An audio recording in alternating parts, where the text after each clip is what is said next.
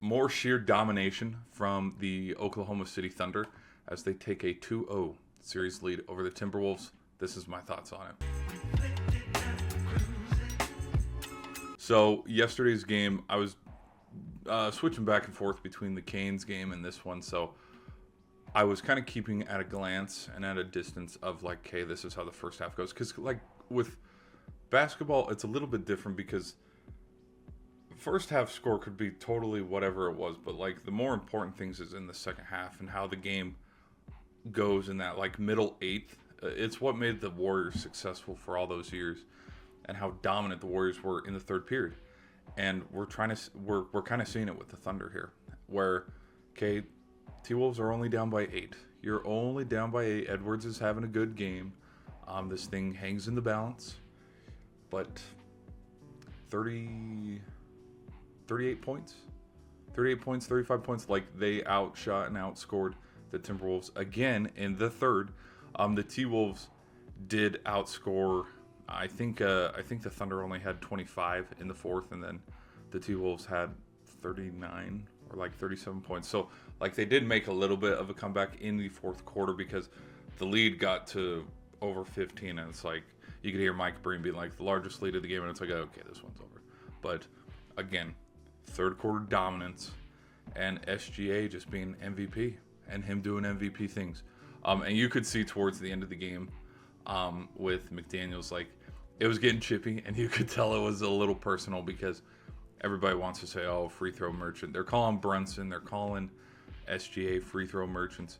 But like at the end of the day, too, as much as I want to agree and be like, yes, out of all 30-something odd points SGA had, 13 of them came from the line. Here's the thing, though. 13 of those points, over half of them were in the fourth quarter because McDaniels has given him a little extra, like, okay, get your shit out of here, because like the game was in the balance, and you could tell like there's just like the way they picked him up from half court, the way, like just the defense got a little bit more aggressive because again, mental fatigue, but then they also knew shit, they got us because yeah, Thunder had him, and the game was over. Series was already 2-0 by the end of the third quarter. Edwards did have a big game too. I'm not going to discredit that. Like he led 2 of the 3 major stats, I believe, assists and points. And then also you got to look at, when you look at the other starting 5, and this is another reason why they lost this game and why I still think they have a shot in the series to at least try to. I was leaning Thunder in 6, but where's Rudy Gobert? He shot terribly. Where's Mike Conley? Shot terribly. And where's Julius Randle? Randle didn't play any of the fourth quarter. He got injured, which, not wishing anything like, oh, because when you're injured, it sucks. Like we're clearly seeing injuries are a part of these series. T-Wolves just beat up an injured Thunder team, but like when all of those guys together, I think combined for 11 or 12 points, that's not going to get it done.